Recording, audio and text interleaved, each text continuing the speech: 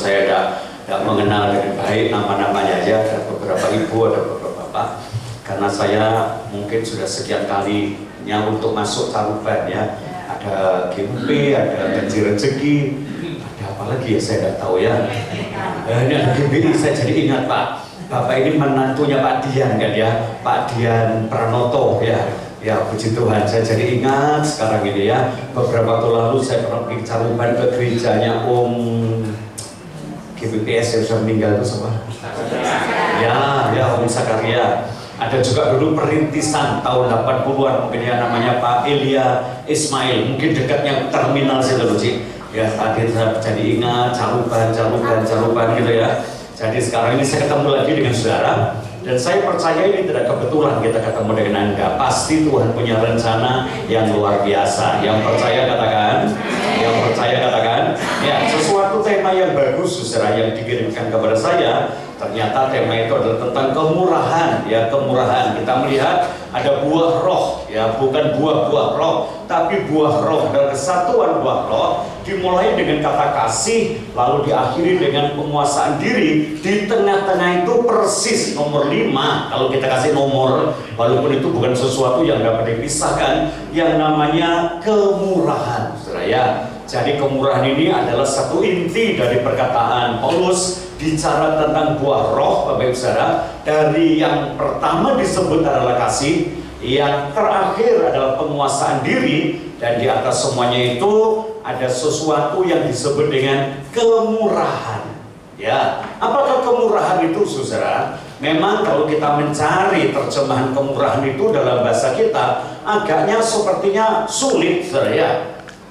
Kemurahan, ya. Itu Bapak Ibu Saudara dari sebuah kata yang mendekati kebaikan, tapi kalau disebut kebaikan nanti mungkin ada berikutnya, tema yang berikutnya adalah kebaikan ya. Jadi kalau saya ngomong di Caruban yang paling gampang kata itu, biasanya dalam bahasa Inggris juga ada yang menerjemahkan dengan kindness, ada yang menerjemahkan dengan merciful. Ya, tapi bahasa Jawanya lebih jelas. Coba kita lihat sama-sama dalam kitab Injil Lukas. Ya, Injil Lukas pasal yang ke-6, kita akan membaca ayat yang ke-36. Injil Lukas pasal yang ke-6 ayat yang ke-36.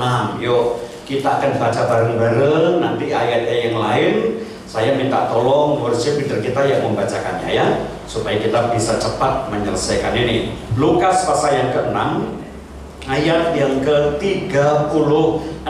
Bareng-bareng kita buka, kita baca dalam terjemahan baru lebih dulu. 1, 2, 3. Hendaklah kamu murah hati sama seperti Bapamu adalah murah hati. Lagi 2, 3. Hendaklah kamu murah hati sama seperti Bapamu adalah murah hati. Kata murah hati di sini adalah sama dengan kemurahan.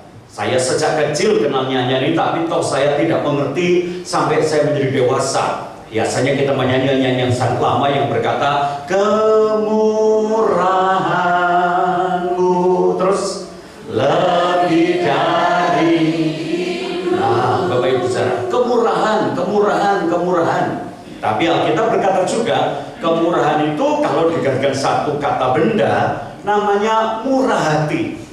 Karena kemurahan itu sebagai sebuah sikap atau sifat, kalau dibendakan itu namanya murah hati. Dan Alkitab berkata, hendaklah kamu murah hati. Ya, kenapa? Karena sikap dari Tuhan, sifatnya Bapa kita, Allah yang luar biasa, itu adalah punya sikap yang murah hati. Ya, sebab itu ada perintah hendaklah kamu murah hati, bukan supaya, tapi Lukas mencatat karena hendaklah kamu murah hati sama seperti atau karena Bapamu adalah murah hati. Jadi murah hati itu sebuah sikap. Yang disebut di sini bukan sebuah satu sikap yang akan membuahkan sesuatu gitu ya. Lukas mencatatnya dengan baik. Kenapa Bapak Saudara? Setiap orang itu berbuat sesuatu tuh bisa semangat berbuat kalau ada sesuatu yang diharap. Yuk bareng-bareng teruskan saya. Semangat kalau ada yang diharap. Lagi semangat. Kalau ada yang diharap. Jadi kalau tidak ada yang diharap, halo, saya katakan lagi ya, semangat karena ada yang lagi semangat karena ada yang kalau tidak ada yang diharap, tidak semangat. Makanya saya lihat ya, kekristenan itu kadang-kadang membuat orang-orang Kristen itu tidak begitu semangat. Kenapa? Orang semangat itu selalu punya sesuatu yang diharap. Ya, saya berbuat ini supaya selamat, saya berbuat ini supaya selamat, saya berbuat ini supaya selamat. Nah, karena keselamatan itu belum diterima, orang masih berharap, itu membuat orang itu semangat. Nah, kadang-kadang kalau yang diharap sudah dapat, tidak jadi semangat. Makanya Kristen kadang-kadang mulai punya penyakit ini, lah ngaku selamat tuh, nyapo ngengkel-ngengkel. Halo, ya tahu? Nah, semangat itu karena kata yang disebut dengan supaya. Tapi untuk murah hati ini bukan ada alasan supaya hendaklah kamu murah hati supaya kamu dapat kemurahan. Tapi murah hati itu sebenarnya adalah hendaklah kamu murah hati seperti podo karo sama dengan Bapakmu yang di surga adalah murah hati. Jadi murah hati itu sebenarnya bukan sebuah perintah, tapi sesuatu yang terjadi secara otomatis karena turunan. Jelas ya? Kalau dibocah kejan lomo tenan, biasanya ya loman jincela. Nah, kenapa? Bapak itu ya lomo. Jadi orang kalau sudah katakan dia lomo itu artinya berkata mana? Wis lila, pasti lomo. Halo, bapaknya ya lomo. Ada orang yang mau alasnya ampun cerai. Ada orang berkata, dia terai sopo atau bocah kok makeset men. Orang berkata, kowe aja takon, kowe ngerti bapaknya bocah iki. Yuh, kesetnya rai-rai. Orang lalu memaklumi, oh lek ngono lek dhek keset ki pancene terai turunannya bapaknya keset. Nah, murah hati sebenarnya bukan sebuah perintah, saya katakan. Sekarang jadi tema yang menarik. Murah hati bukan sesuatu perintah, murah hati bukan sesuatu yang harus dipelajari, tapi murah hati itu sebuah sikap yang kita dapat, tanpa belajar, tanpa diajari, harusnya bisa. Nah, kenapa? Karena Bapak kita adalah murah hati. Yang mengerti katakan, yang percaya katakan. Katakan sama-sama. Saya katakan seperti sebelah ya. Katakan pada makanya sampean kok murah hati, ngomong dengan sebelah. Soalnya Bapakku memang murah hati. Betul ya? Nah, coba kita lihat murah hati. Jadi kita sekarang lihat satu tema sederhana tapi bagus ya. Murah hati itu bukan bahan pembelajaran. Walaupun tidak dikhotbahi tentang murah hati, harusnya kita murah hati. Wong itu sikap dari Bapak kita kok. Ya toh? Nah, firman Tuhan berkata murah hati itu dalam bahasa Jawa. Kalau bahasa Jawa, orang menyebut dengan kata welas. Ya, welas. Katakan bareng-bareng. Welas. Alkitab bahasa Jawa berkata, mulane kowe padha duwe ati welasan. Welasan kaya dening ramamu sing sifat moho welas. Nah, welas itu dalam bahasa Jawa bukan suatu yang diharuskan, tapi sesuatu yang jalan sendirinya tanpa sebuah keberatan. Ya, siapa yang pernah dengar kata welas? Biasanya welas itu dipakai untuk orang jual beli. Di waktu saya masih kecil, orang Jawa pada kata welas itu dari kata sejinah. Biasanya jumlahnya itu 10 terus jadi 11. Tapi tidak boleh kita bilang saya beli 11. Belinya sejinah. Ada orang yang namanya bagus sih tentang welasan, sejinah. Ada penyanyi keroncong yang terkenal namanya Ibu Waljina. Ternyata Waljina itu dikasih nama ayahnya karena apa? Wal, dia lahir pada bulan Syawal, dan ini anak yang ke-11. Jadi pas sejinah. Saya mau tanya, Kalau orang beli 10 disebut dengan sejina, padahal waktu yang dibayar 10, betul kan ya? Yang dibayar 10. Jadi kalau beli 1 itu cuma 10. Kalau beli sejina berapa? 100. Betul Bapak Ibu? 1 harganya 10, tapi beli sejina 100. Karena 10 kali 10 sama dengan 100. 100 dibagi 10 sama dengan 10. Nah, anehnya waktu saya dapat satu bilangan sejina dalam bahasa Jawa, itu jumlahnya bukan 10 tapi 11.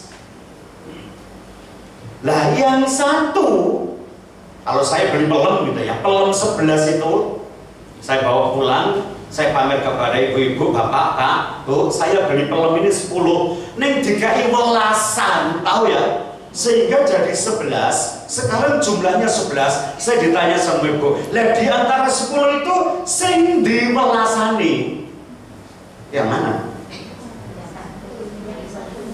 Hah? Salah satu. Ayo, supaya kita tahu welasannya loh. Kan harusnya dapat 10. Kan tak pamernya Anda jumlahnya 11. Siji, loro, telu, berarti regane 10, bener ya? Nah, gue bayar piro? 100. Nah, berarti kan ada satu yang nggak terbayar. Betul? Terus saya tanya, sing di sing arep mbok bayar? Sing di? Salah satu, tapi kita nggak tahu yang mana. Coba kita lihat. Nah, satu pelem di antara 11 tadi itu pasti adalah satu pelem yang tidak ada harganya, tapi masuk dalam hitungan, masuk tas saya, dan saya masukkan di kulkas saya. Yang satu namanya welasan. Nah, saya mau sombongkan diri Anda dan saya. Anda sekarang itu tidak ada sesuatu yang dipakai untuk kesombongan. Tak cerita nih. Waktu Tuhan memilih 10 jemaat di Caruban, Tuhan menemukan 11 orang, yang satu adalah welasan. Nah, di antara kita 10 orang, siapakah yang merasa welasan? Kita tidak tahu. Jangan-jangan ada pulang ketoy welasan lagi. Aku yang sebenarnya kalau dilihat harga tidak tercantum harganya, tapi katut dalam kasih yang sempurna dari Tuhan. Yang percaya katakan. Yang percaya katakan. Saudara jangan tuding yang lain. Aku mesti hitungan kowe katanya welasan, bukan saya.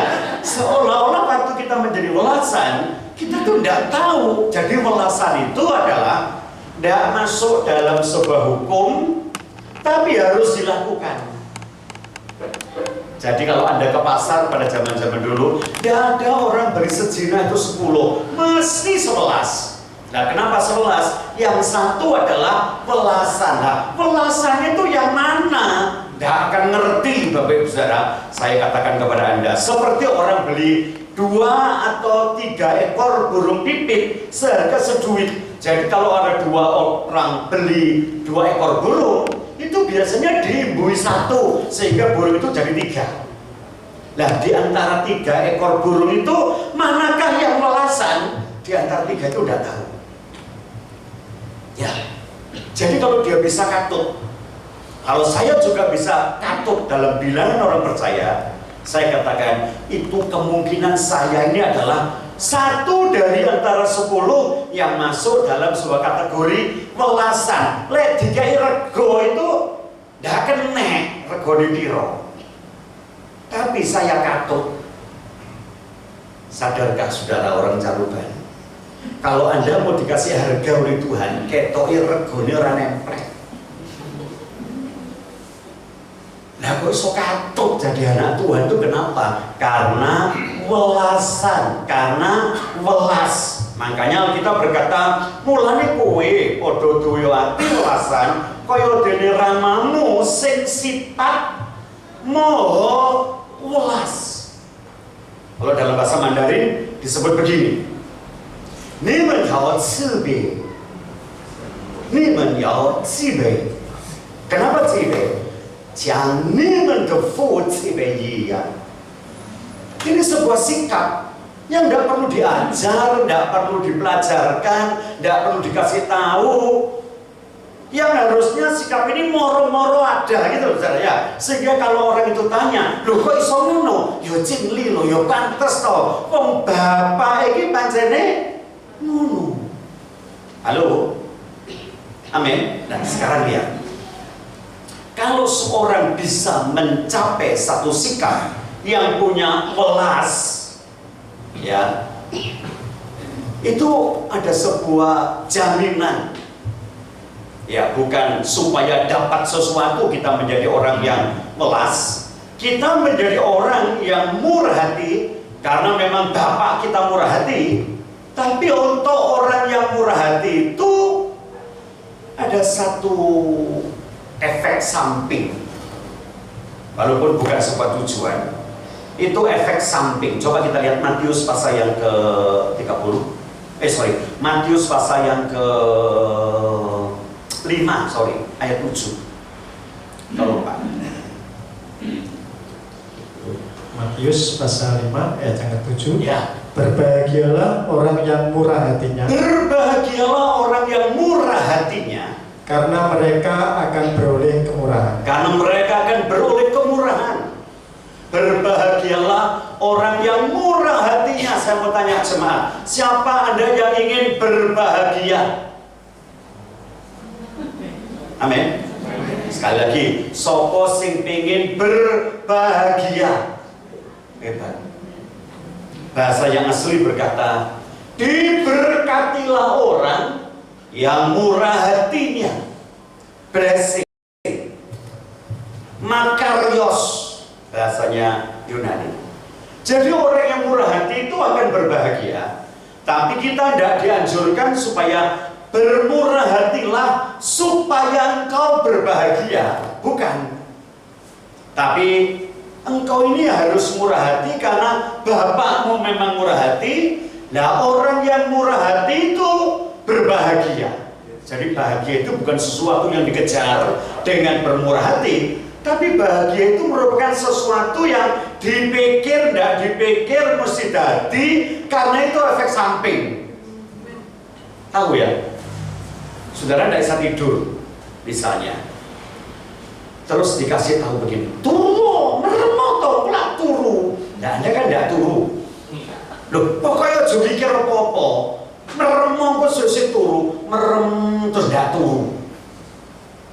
Jajaran kemulono sing brukut terus AC-ne gedekno, terus mulai berupaya pakai selimut, merem, melupakan sesuatu, meneng, sepi supaya iso turu. Dan itu semua adalah upaya. Tapi pada waktu Anda ndak mikir apa-apa, terus tak kasih obat batuk, kan nggak ada hubungan kalau turu tuh saja itu. Halo, meneng-meneng ada batuk, terus tak kayak obat batuk. Terus baru ngombe obat batuk, Anda ngomong apa? Lekku usaha supaya ngantuk, tak ngombe obat batuk. Apa bener? Betul? Lah aku rasa turu tak ngombe obat batuk no. Orang sak caruban ngomong, lah apa hubungannya karo obat batuk karo turu? Betul ya?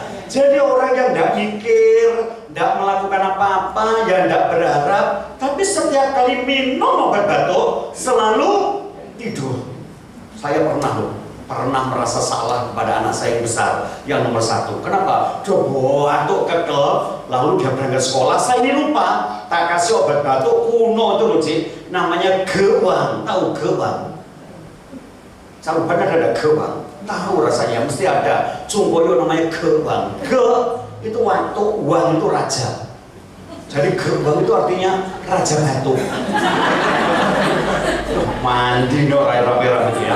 Kayak belum diminum itu waktu itu suara saya kenapa? Ruh rajanya kan waktu itu sungkan biasanya ya. Makanya jadi itu apa? Gewang. Ya gewang itu obat batuk. Ge itu batuk, wang itu raja. Lah begitu saya kasih gewang, saya antar dia sekolah.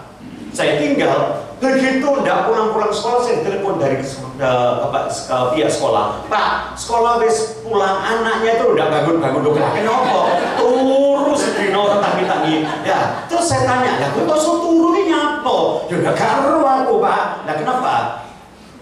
Efek samping bukan dari tujuan. Efek samping dari minum gawang itu ngantuk. Tidak ada tahu.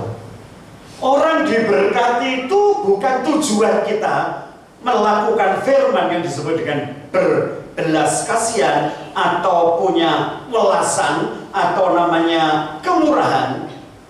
Tapi diberkati, berbahagia, itu efek samping yang tidak perlu Anda pikir. Heran ya jadi Kristen ya. Jadi Anda kalau mau diberkati, aja mikir gini, wah aku tak berbelas kasihan, ben diberkati. Ora sambok pikire, ora usah nyemplung yang gini benak kita. Pokoknya kalau kita berbelas kasihan, itu pasti diberkati Tuhan. Dan belas kasihan yang tidak perlu diajari, tidak perlu dikhotbahni, tapi itu sebuah sikap karena diambil dari gen, dari keturunan. Kenapa? Bapak kita adalah orang yang welas asih, Bapak kita punya kemurahan, sehingga anak-anaknya pasti punya kemurahan. Saya tanya, siapa yakin kita anaknya Tuhan? Siapa percaya sikap kita pasti seperti Tuhan? Kalau Tuhan berbelas kasihan atau Tuhan itu punya kemurahan, kita juga pasti punya kemurahan. Yang yakin katakan. Karena kita punya kemurahan, kita pasti berbahagia dan diberkati Tuhan. Yang setuju, tepuk tangan dulu yang meriah buat Tuhan. Jadi kita lihat kebahagiaan, kita lihat kekayaan, kita lihat berkat, itu bukan sesuatu tujuan. Ya, bukan satu tujuan. Makanya ada nyanyian kuno waktu saya masih sekolah minggu. Nyanyian itu berkata, cari apa di dalam dunia, cari apa di dalam dunia, cari dunia pasti tentu binasa. Cari Yesus. Ya, waktu kita cari Yesus itu seperti anak mencari bapaknya. Dan saya yakin kalau anak mencari bapaknya, sebagaimana anak itu upaya mencari bapaknya, bapaknya pasti lebih mencari anaknya. Wes tau cerita nono. Kalau Anda pergi ke satu kota, hilang anakmu di mall, anakmu mesti golek kita. Nah, waktu anak cari kita, yang lebih susah, lebih golek lagi siapa? Kita. Sampai anak mau, Pak, aku golek bapak rono ini. Anda mau apa Pak? Salahmu kayak golek aku orang golek kowe. Apa gitu? Kita mesti ngomong apa? Ojo kowe golek bapak wis muteng minter goleki kowe. Waktu kita ketemu dengan Tuhan, sekali lagi, upaya manusia mencari Tuhan tidak akan dapat. Tapi waktu Tuhan mencari dan menemukan saya, menemukan Anda, itu seperti Bapak menemukan anaknya. Nah, waktu anak ketemu dengan Bapak, nanti akan dilihat itu anak apa bukan, dari apanya? Dari sikapnya. Hebat ya. Dan kita ini bukan anak angkat loh. 1 Petrus berkata, di dalam Yesus kita dilahirkan kembali. Makanya kita ini bukan anak angkat, bukan anak wepan, bukan anak kupon. Kita anak yang lahir kembali. Kita adalah anak kandung. Makanya saya itu tidak pernah bisa nyanyi kalau ada nyanyian itu. Sayang, sayang, disayang, aku disayang Tuhan. Aku nyanyi. Kalau aku diangkat, aku mau. Aku duduk anak angkat, aku anak kandung. Betul? Anak yang dilahirkan kembali itu adalah anak kandung yang sifatnya sama seperti bapaknya. Tidak perlu dilatih. Anak itu mirip bapaknya. Amin. Satu kali ada orang telepon ke rumah saya, cari Pak Stefanus yang terima anak saya. Halo, ya halo, salam, kata ya. Cari siapa? Pak Stefanus. Oh, Pak Stefanus lagi pergi. Nah, ini sama. Ini anaknya, lu suaranya kok podo? Nah, anaknya tante katanya dia. Anak itu akan mirip. Walaupun mirip, belum tentu anak. Ada bedanya. anak kwepang, anak pupon, anak angkat itu dikapa-kapen ndak iso jadi anak. Mau memang bukan anak. Contohnya, saya ini orang Jawa. Bapak saya orang Jawa, ibu saya orang Jawa. Saya ini dikwepang orang Tionghoa, dipek orang Tionghoa. Kalau saya telepon, hampir-hampir orang itu nggak tahu saya orang Jawa. Selalu dikatakan, "Kok, engkau ini tinggal di mana?" Saya tunggu dulu, saya sopo, batin saya coba ya. Saya jalan-jalan, itu kadang-kadang orang banyak, ya mau habis makan itu bayar, orang kemana, "CC ya kok, CC," saya gitu ya. Biasanya saya dulu bilang, "CC ya kok, ya, CC ini ya, jangan santi cufu nih ya." Dia mau, ini tenggelam apa wana ya, nurut kue opo kue sampai bisa jadi. Terus dia mau berilat, delok kulit kayak inhiran, tapi delok omongan kagak sungguh, gitu ya. Kenapa? Dengan siapa kita bergaul kita jadi sama. Uang itu dengan pergaulan jadi sama. Ya, lihat. Caranya orang ngomong itu tergantung dengan siapa dia bergaul. Saya mau bocah ruban, mungkin 3 bulan saya bocah ruban. Loh, memang tahun dia loh. Ya tuh Surabaya lo tau. Wah, dah kapan nak boleh nih? Dengan aneh. Wes suwi no. Piye? Terus itu dikit turun aku tuh. Memang kau beta. Ya ngalah, boleh kapan? Dengan aneh. Betul ya? Rada medonya pernah ngebis, nakal. Sawi no. Betul. Itu ajaran Jawa. Yang Solo, yo, mana tas teko? Yo, luwe lo kowe. Yo, rada ya luwe. Teko Semarang beda. Ngeleh kok ya memang ana kopi jal. Itu Semarang. Betul ya? Ayo wis mangan-mangan sik bener luwe. Itu Solo. Lah mangan sik bener ngeleh itu Semarang. Jajal mulo meneh teko Paraan Medun kono. Madang dimen bener kencot. Saya mikir kencot iya opo. Ya bener suke supung bapaknya bukan tak-tak tapi ben gitu ya. Ya madang dimen bener kencot. Mau kencot ki luwe ternyata ya. Waduh bener ya. Nah coba kita ya. Beberapa tempat kita ada di situ kita berubah. Kenapa? Karena pergaulan, tapi sikap dasar, sebuah sikap yang mendasar tidak akan dapat dibentuk oleh karena sebuah pergaulan. Kenapa? Sifat dasar adalah sesuatu yang muncul dari dalam yang didapat karena keturunan. Yang mengerti katakan, ya, kemurahan itu bukan hasil pembelajaran. Lukas mengatakan, hendaklah kamu murah hati. Niman yatsibe. Kenapa? Karena bapakmu niman tofujibe yang bapakmu itu murah hati kepada setiap orang.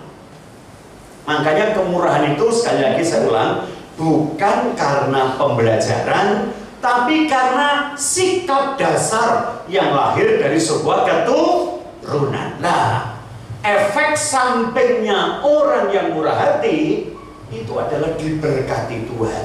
Makarios. Anda tidak perlu mikir orang murah hati itu tidak ada sebuah tujuan. Murah hati itu sikap. Murah hati sebuah sikap dasar yang tidak ada sebuah kewajiban, tidak ada peraturan, tidak ada kudu dan keharusan, tapi selalu dilakukan. Seperti orang memberikan melasan. Siapa yang kasih peraturan melasan? 10 hadiah 10. 10 kali 10 100. 1 kali 10 adalah 10. Kenapa dijawab bisa 1 kali 10 bayar 10 dapat 11? Itu yang satu namanya melasan. Tidak masuk dalam peraturan, tapi muncul dalam sebuah keharusan. Sekali lagi, kalau Anda diberkati karena berbelas kasihan, itu bukan peraturan, itu karena sesuatu yang kita dapat dari keturunan. Nurun siapa? Nurun Bapa kita, yaitu Tuhan Yesus Kristus. Yang setuju katakan, yang percaya katakan.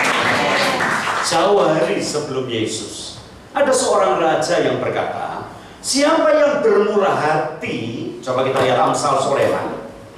Pasal 11 ayat 17, Pak. Amsal Sulaiman pasal 11 ayat 17 tentang kemurahan. Ya.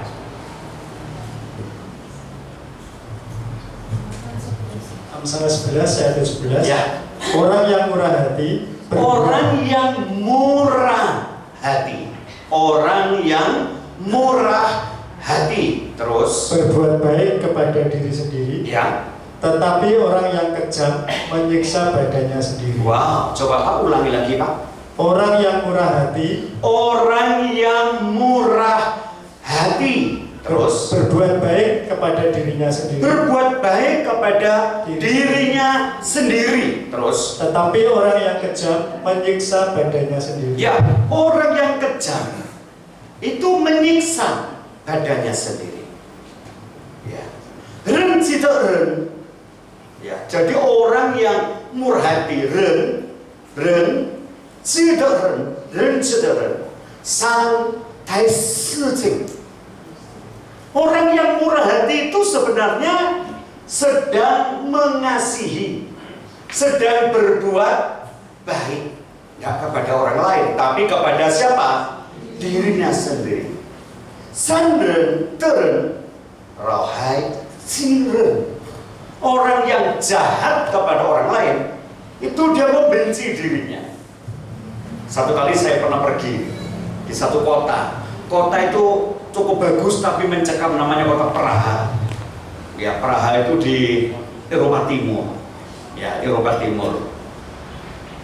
Satu kali ada pengemis. Saya jadi tidak pernah lupa dengan pengemis ini. Saya tukar uang, di sebelah itu ada tengah-tengah kota itu ada jalan kereta api. Ya, lalu saya tukar uang. Nah, pengemis itu anehnya dia tidak minta tapi dia duduk. Lalu dia menengadah tangannya gini. Lihat kok tidak minta-minta, ada orang kok menengahi gitu ya.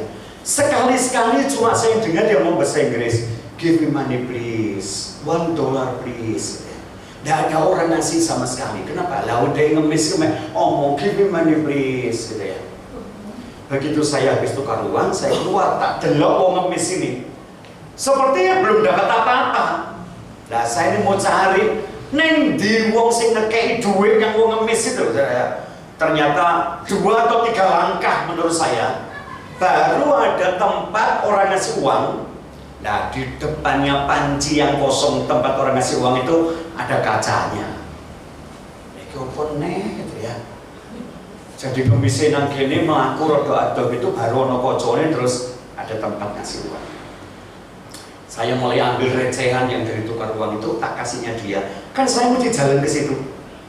Waktu saya ngasih duit itu, karena di depan itu ada cermin, ada kaca. Jadi saya tidak lihat lagi si ngemis. Betul kan? Dia ada di sini, saya jalan, saya kasih duit kan sambil dungkruk ini. Terus saya ini ngadep ke depan. Tahu siapa yang ada di kaca itu? Hah? Siapa? Saya lagi mikir kok ngemis kok aneh-aneh loh ya. Jadi setiap orang yang ngasih duit itu kepada dia itu pas karo di kelu kan delok ngarepin itu. Nah, kok aku dan saya tidak ngerti. Iki carane opo gitu lah wong ngemis nang kene kok duit nang kono. Lah lek ana wong jahat misalnya wis ora ngekei malah jupo. Ada enggak kira-kira orang begitu? Ada di Surabaya pernah masuk koran kok. Wong ngemis meneji lucu gereja. Pernah itu masuk koran. Betul ya? Pernah baca enggak? Untung lek sampai orang moco sedikit orang kantong misalnya. Orang ngasih uang kolektor, kantong kolektor, orang malah ngekei, ngeremet nang jero kono saja. Coba kita lihat. Tapi kalau ada orang berbuat itu, ya dia tidak ngasih, dia malah ngece gitu ya. Cuma edo-edo geding gelu terus tangannya kosong, edo-edo ngekei. Sebenarnya kalau di depannya itu ada cermin kelihatan dirinya, Dia nggak etok-etok kepada yang ngemis loh. Dia itu etok-etok kepada siapa? Halo, kepada diri. Lek dia ngekei titik, yang ngekei kepada dirinya. Lek sampai dia mentolo orang ngekei malah nyolong, dia juga nyolong punyanya siapa? Dirinya sendiri. Nah, saya ini mulai mikir beberapa bulan kemudian, kok iso nemu ayat ini? Ya kan? Orang yang berbuat baik, orang yang murah hati, orang punya kemurahan, itu adalah orang yang berbuat baik kepada diri sendiri. Dan kalau ada orang yang kejam, tidak punya belas kasihan. Basa Jawane orang duwe welas asih. Rodok kasare wong mentalan. Mentalan itu jago mentolo. Rojone tego. Dia itu sebenarnya lagi menyiksa. Siapa yang disiksanya? Badannya sendiri. Jadi kita lihat tema ini bagus sekali sih. Saya sampai mikir kok ada tema bagus nih, karena dipenggalkan biasanya tema itu kan satu gitu ya, buah roh. Jadi tidak sempat metani sitok-sitok. Tapi waktu dipetani, ternyata buah roh ini pun tidak ada satupun yang perlu diajarkan dan dipelajari untuk dipraktekkan, belajar alon-alon. Semuanya itu ada pada orang percaya atau Kristen secara otomatis karena bapaknya. Kenapa kita hidup dalam kasih? Karena Bapak kita adalah kasih. Hebat. Kenapa kita mesti suka cita? Bapak kita juga suka cita. Kenapa kita harus punya damai sejahtera? Karena dia adalah Raja damai sejahtera. Sepertinya surat ini atau tema ini bukan sebuah perintah, bukan satu himbauan. Tidak ada sebuah upaya. Tidak ada pembelajaran. Setelah kita tahu nanti, kita ini akan jadi orang yang otomatis punya semua itu. Kenapa? Bapak kita itu begitu. Nah, kalau kita mau berkemurahan, itu ada efek sampingnya. Nah, kalau tidak mau berkemurahan juga, ada efek sampingnya. Siapa yang berkemurahan? Dia berbuat baik kepada diri sendiri. Tapi orang yang kejam, anti kemurahan, dia juga menyiksa badannya sendiri. Satu contoh kita lihat, ada satu cerita lama dalam kitab Nabi Yeremia. Coba kita buka sebentar dalam kitab Nabi Yeremia. Yeremia pasal yang ke-38. Ini cerita yang cukup lama. Anda pasti pernah dengar, sering dengar khotbah tentang Nabi Yeremia ini. Coba tolong Pak, satu ayat pelan saja Pak. Yeremia pasal 38 ayat 7. Yeremia pasal 38 ayat ke-7. Ya. Tetapi ketika didengar Ebed-Melek, seorang namanya Ebed-Melek, orang Ethiopia itu, orang Mesir itu, ia seorang sida-sida yang tinggal di istana raja. dia adalah seorang sida-sida yang tinggal di istana raja. Dia dengar apa Pak? Bahwa Yeremia telah dimasukkan ke dalam perigi. Ya. Pada waktu itu raja sedang duduk di pintu gerbang Benyamin. Sebentar, saya mau ceritakan dulu kepada Anda. Satu kali Israel itu kan pecah jadi dua kerajaannya. Yang utara namanya kerajaan Israel, yang selatan namanya kerajaan Yehuda. Kerajaan Yehuda itu cuma dua suku, orang Yehuda dan suku Benyamin. Ditambah sedikit dari orang-orang Lewi yang jadi imam. Sedangkan di utara itu 10 suku. Ruben, Simeon, Lewi, dan Gad, Aser, Naftali, Isakar, Sebulun, Yusuf di utara. Nah, yang sana ditaklukkan oleh orang Asyur, tinggal yang selatan. Ya, kerajaan Yehuda, ibu kotanya Yerusalem. Ada raja yang terakhir memerintah, yaitu Sedekia. Lalu Sedekia dilanjutkan oleh anaknya namanya Yoyakim, cuma 3 bulan. Lalu kerajaan ini dikalahkan oleh orang Babel. Mereka dibuang ke Babel. Nah, sebelum mereka dibuang ke Babel, Ada seorang nabi yang bolak-balik ngiling nih, tapi orang Israel bebal, rajanya juga tidak ngereken. Namanya Sedekia, bapaknya Yoyakim. Diomongi, kalau tidak setia, Yerusalem bakal dihancurkan musuh. Israel itu yang malah tidak respon gitu. Kalau sudah kumpul nabi-nabi itu, semua nabi nubuatnya api-api. Sedekia, kamu akan dapat kemenangan, kamu akan diberkati, kamu akan begini, Nah, Yeremia itu boleh ngomong, kamu ini sudah berbuat salah, Tuhan pasti marah kepadamu. Nanti raja sudah ngereken nabi-nabi yang palsu-palsu itu muacuin Nabi Yeremia. Sampai satu kali kejadiannya, Israel dikepung oleh orang-orang Babil di bawah Nebuzaradan, wakilnya Nebukadnezar. Yeremia datang. Kok ya barengan karena nabi-nabi yang lain? Yeremia berkata, sudah, kamu tidak usah lawan, nurut saja. Bangsa itu segera masuk. Kenapa? Ini sudah ada di luar, kota sudah dikepung. Nyerah saja, apapun yang diminta, nurut supaya kamu hidup. Yang lain berkata, enggak, kami harus melawan, Tuhan menyertai kita, ayo kita, dan sebagainya. Akhirnya pada waktu raja duduk di atas soto pintu gerbang, namanya pintu gerbang Benyamin, Yeremia itu menang-menang ditangkap oleh nabi-nabi yang lain, dicemplung di sumur. Nah, sumur itu sudah tidak ada airnya, tinggal ndut. Pada waktu Yeremia dimasukkan pergi ke dalam sumur itu, ada seorang namanya Ebed Melech. Bareng-bareng namanya siapa? Ebed itu artinya hamba, Melech itu artinya Tuhan. Raja. Hamba raja. Ya, Ebed Melech.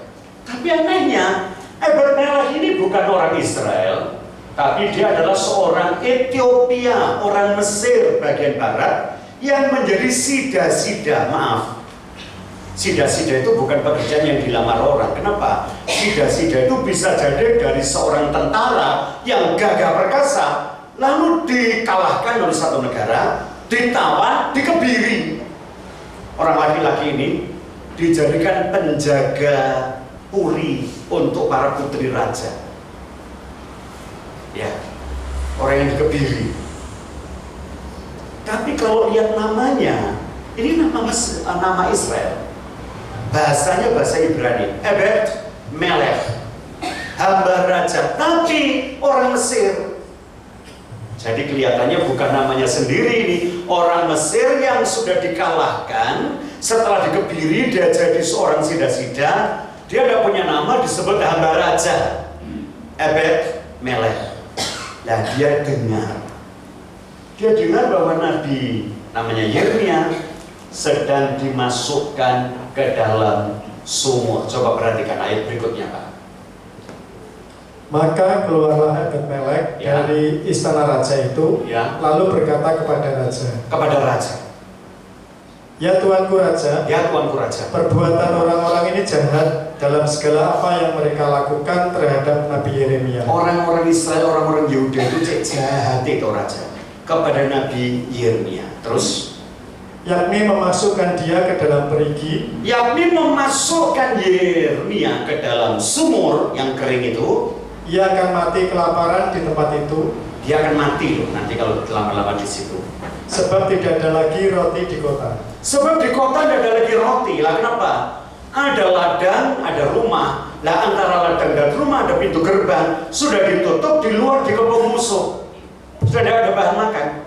Yeremia dicemplung di gunung. Kan mati nanti akhirnya. Ebed Melech ini orang asing, bukan orang Israel. Orang Mesir. Yang punya sejarah gelap terhadap Israel. Dulu orang Mesir itu pernah dikalahkan oleh orang Israel dan dia juga ditawan. Nah, namanya orang ditawan, seorang sida-sida itu kan pegel kalau sing nawan, betul ya? Halo? Siapa yang dapat pegel ke Jepang? Coba. Semua orang loh diomong di Jepang itu dikeki. Nah, ini rendah umur. Zaman Jepang wasiat di kawanan negara ini. bong-bong Cina, wong kami mesine digomulih. Kain-kain diusungi kabeh sampai wong Indonesia ini tapiane nggih tapi apa? Karo, betul ya? Wegel ya Jepang itu saja nih. Ya, lama-lama ya jadi hilang pegel itu. Makanya setiap kali ada karnaval, dulu selalu ada orang dijadikan Jepang. Kudu gopo itu rendalan gitu ya. Ya betul ya, Pang tetap ketepang, Jepang sudah mati ketepang, Indonesia pasti menang. Zaman dia kan gitu. Siapa sih orang pegagar Londo? Ya, Londo tuh penggaweannya cuma satu. Wong Kasunanan Solo didu karo wong Yogyo. Batasnya mesti kali. Nggak kurang ngajarin Londo itu. Nah kali kan orang kenceng, menggo kono menggo rene menggo kono betul ya. Satu kali ada satu candi letaknya di kulon kali kan melo Jogja. Tapi lawange tan kali geger antara Jawa Tengah karo Jogja, Kasunanan karo Hamengkubuwono. Terus geger London teko ono apa kowe gegeran, betul ya? Sitoke ndoro, lek kula saged damai ngene-ngene, lah kowe ngupaya apa-apa, tak kei iki, lah kowe ngeki apa? Nah, didamekne, entuk kono entuk gini, ngedu maneh sapa? Dasar Londo pengawen namanya adu-adu, betul ya? Karena politiknya politik divide et impera. Coba lihat. Ya. Ini orang namanya Ebed-Melek dari Ethiopia dikalahkan Israel, lalu ditawan. Lek ndelok nabi ini Israel sengsara kira-kira kudune cingline. Muni apa? Rasano. Betul ya? Syukur. Ben mati ya nabi ini. Soalnya apa? Ya gara-gara nabi itu loh Israel menang. Jajarannya dia aku menang, orang sampai kayak gini. Tapi dia punya belas kasihan, punya kemurahan. Kok yo nyapo dia itu langsung marani rojo dan berkata, ya raja, jahat orang-orang itu. Yeremia dilebokne sumur, ya mesti mati karena tidak ada makanan. Terus lalu raja memberi perintah kepada Ebed-Melek. Raja itu memberi kepada perintah kepada dia. Apa katanya? Bawalah 3 orang dari sini dan angkatlah Nabi Yeremia dari Pirigi itu sebelum ia mati. Penak isi rojo. Gue kanca telu lho merono angkatan wong indra mati. Saya yakin rojo itu jalan oleh karo lamun delok jowo tetara jerone wis ngesoro. Nang kono dibuka iki kok wong mlebu, ora dibuka wis ora ono panganan. Wis stres. Tahu sekarang dijauh mau syukur mangap aja. Ada betul dah? Kayak macam bener dia mau susah dijauh mau. Iya, cangkem mau ngomongnya sekarang kono. Ada rasanya. Iki lho kok masak ora adang ora. Dia mau lebih belas setahun adang enggak semua harus jadikan. Betul dah saya. Jadi mau stres omongannya seragam karuan.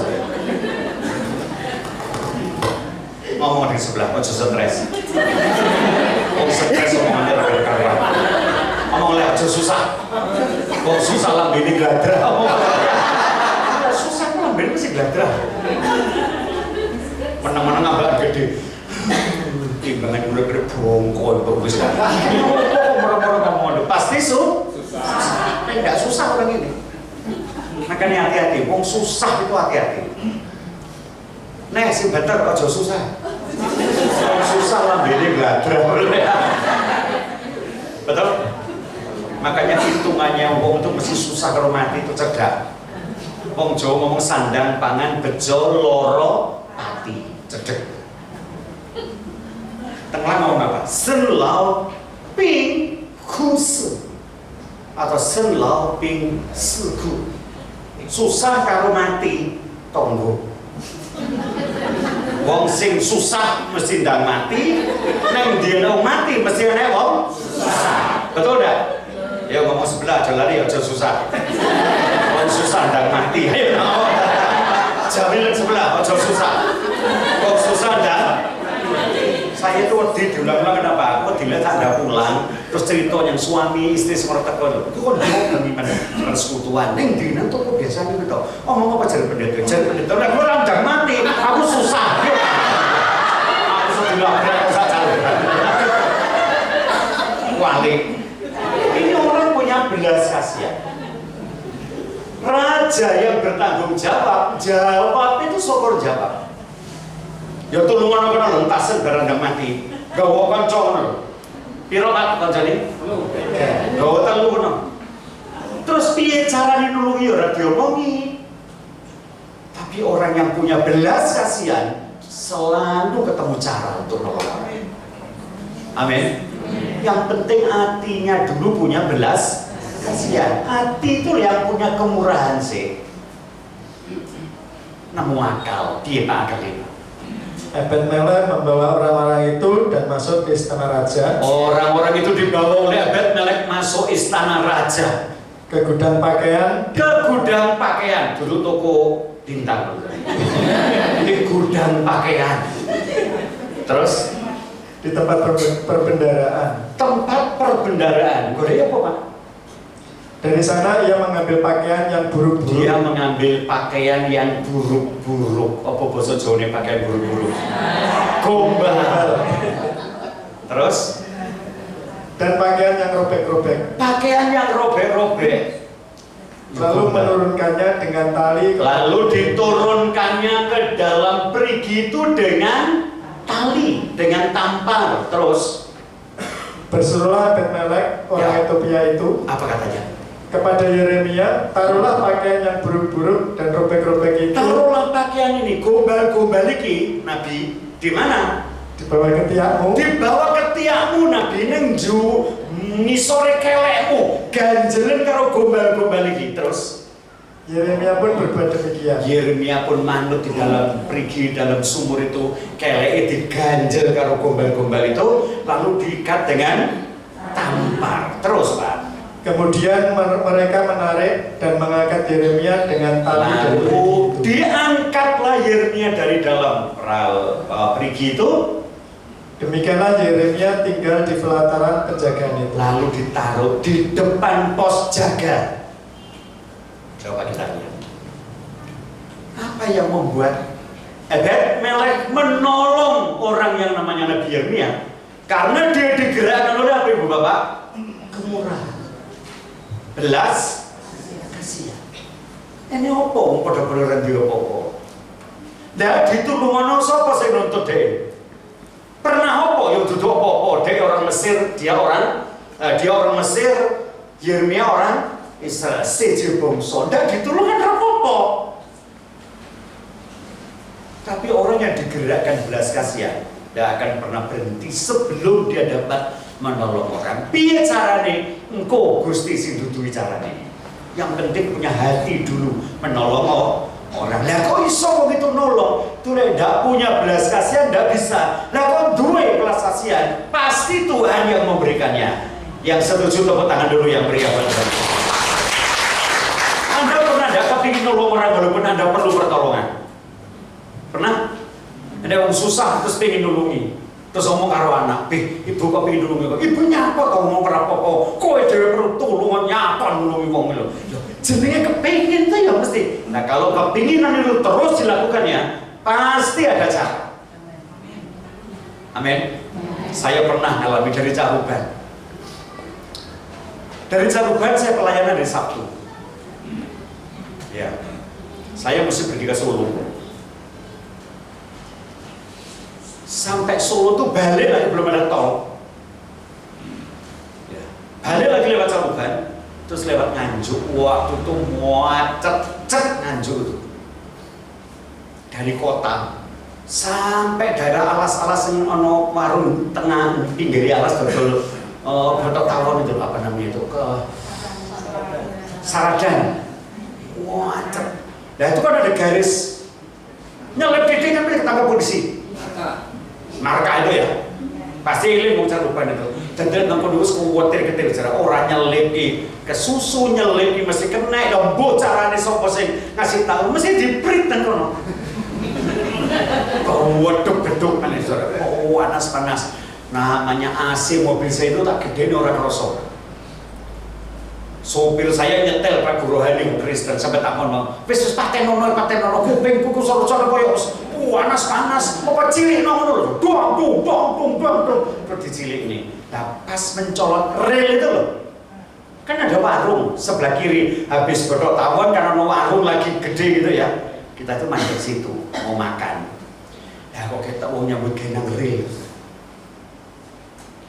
nyambut gendang rel itu ada kereta mutahi rel, grotok-grotok diputahi karo watu.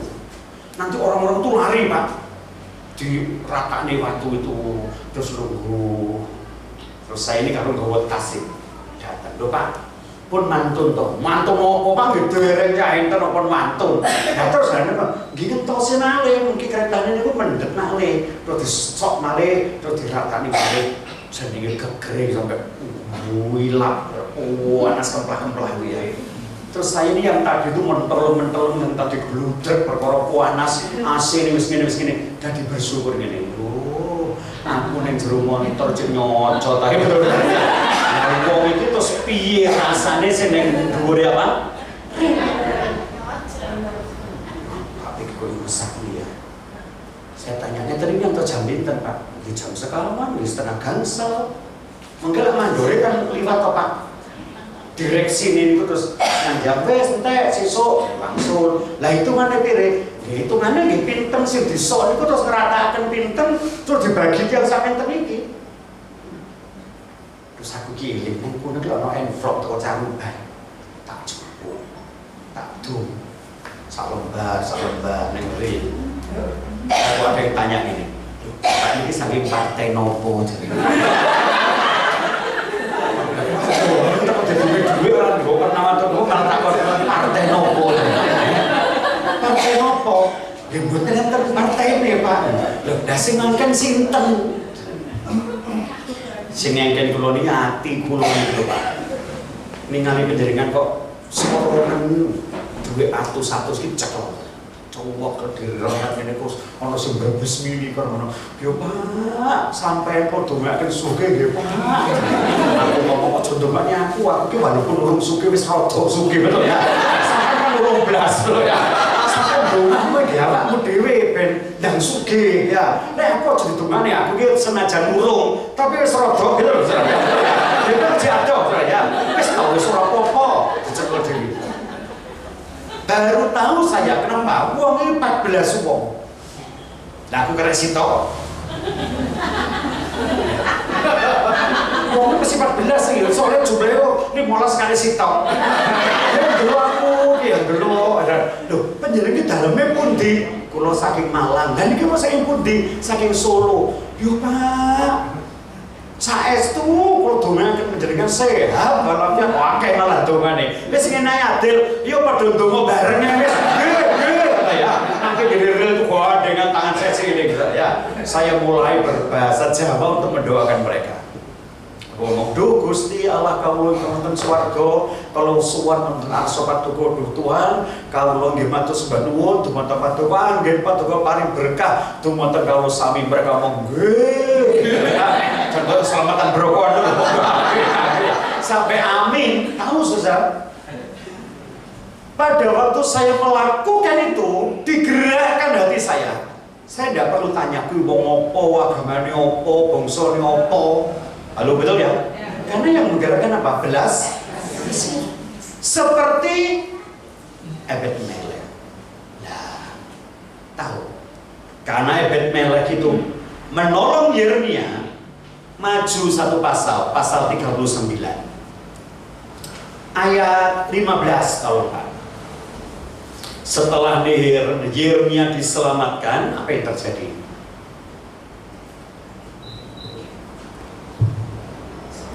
Ayat 15. Ya. Selagi Yeremia masih terkurung di pelataran. Selagi Yeremia dintas dari sumur belum kemana-mana, dia masih duduk di situ. Firman Tuhan datang kepadanya. Tuhan berfirman kepada Yeremia. Pergilah kepada Ebed Melek. Pergilah kepada siapa Bapak Ibu? Ebed Melek. Yang mana? Orang Ethiopia itu. Orang Ethiopia itu yang mana? Yang menolong Yeremia. Tuhan berkata, kamu pergi kepada Ebed Melek. Terus Beginilah firman Tuhan semesta alam, Allah Israel. Sesungguhnya firmanku terhadap kota ini akan kulaksanakan untuk kemalangan dan bukan untuk kebaikannya. Tuhan berkata, di Luengkas Yerusalem tak jur. Firmanku tak genapi, bukan untuk kebaikannya, tapi untuk kemalangan, untuk kehancurannya, kata Tuhan. Terus, dan semuanya itu akan terjadi di depan matamu pada waktu itu juga. Ebed-Melek kasih tahu ya Yeremia, kamu akan lihat nanti kota ini hancur. Lanjut. Pada waktu itu juga, demikianlah firman Tuhan. Demikianlah firman Tuhan. Aku akan melepaskan engkau. Aku akan melepaskan engkau, Ebed-Melek. Dan engkau tidak akan diserahkan ke dalam tangan engkau tidak akan diserahkan kepada siapa? Tangan orang-orang yang kau takuti. Terus, tetapi dengan pasti, dengan pasti, bareng-bareng katakan 2, 3. Lagi 1, 2, 3. Sekali lagi dengan pasti. Dengan pasti. Pakai tangan 1, 2, 3. Dengan pasti. Pasti apa, Pak? Aku akan meluputkan engkau. Aku akan meluputkan engkau, Ebed-Melek. Engkau tidak akan rebah oleh pedang. Engkau tidak akan mati karena pedang. Nyawamu akan menjadi jarahan. Nyawamu akan menjadi jarahan bagimu. Sebab engkau percaya kepada. Sebab engkau percaya kepada. Terus. Demikianlah firman Tuhan. Nah, orang bermurah hati, orang punya kemurahan, orang punya belas kasihan. Dia nurungi Yeremia. Yeremia belum ngadeg teronggone itu, baru keluar dari sumur. Tuhan berkata, Yeremia, gue pergi ke Ebed-Melek ya. Omong-omong. Di Luengkas kota ini baru. Tapi Ebed-Melek rasa wedi. Nanti baca di rumah pasal 40. Nanti bacanya di rumah pasal berapa? 40. Tapi saya yakin Anda tidak moco. Harus pergi ya. Kalau buka meski kalau ngantuk pasti orang moco. Ini sesuk. Gue lele ya wes. Ya. Tapi kalau ada waktu tolong dibaca pasal 40. Tenang. Yeremia menyaksikan, Ebed-Melek menyaksikan Yerusalem dikepung raja. Yeremia dan Ebed-Melek ini so ditaleni, diborgol, mau dibawa ke Babel. Sampai di jalan itu loh, yang borgol dia itu dapat surat dari pimpinannya, Nebukadnezar. Orang yang kamu ikat itu Zono. Kenapa? Dia sudah tua. Orang yang tua-tua tidak usah dibawa ke Babel. Perannya gunanya. Kok iso lo raja itu ngomong? Entah-entah pangan yang betul-betul. Lo miyuyung lah. Coba kita lihat. Terus Yeremia di kanan. Kamu tak lepaskan. Ebed-Melek juga dilepas. Nah begitu dia balik, dia dikasih tahu, kamu balik kemana? Terserah. Kamu mau ikut pemerintah yang baru karena ada bupati yang baru diangkat dari Babel? Kalau enggak, kamu tinggal di mana? Terserah. Sebelum Yeremia kembali ke Yerusalem dari perjalanan, dia dapatkan sangu dari pemerintah yang jajah. Dia dapatkan bekal. Dia selamat. Dan dia dan Ebed-Melek adalah orang yang selamat dari kekejaman musuh. Kenapa? Satu melayani Tuhan, yang satu punya kemurahan. Hari ini saya katakan kepada Anda semua, tidak usah belajar bagaimana punya sikap Tuhan. Kenapa? Sesungguhnya dalam kita ini sudah ada sikap yang namanya kemurahan, yang kita warisi dari siapa Bapak Ibu? Dari Bapak kita, yaitu Tuhan. Amin. Tuhan Yesus memberkati kita sekali. Tuhan. Mari kita berjalan.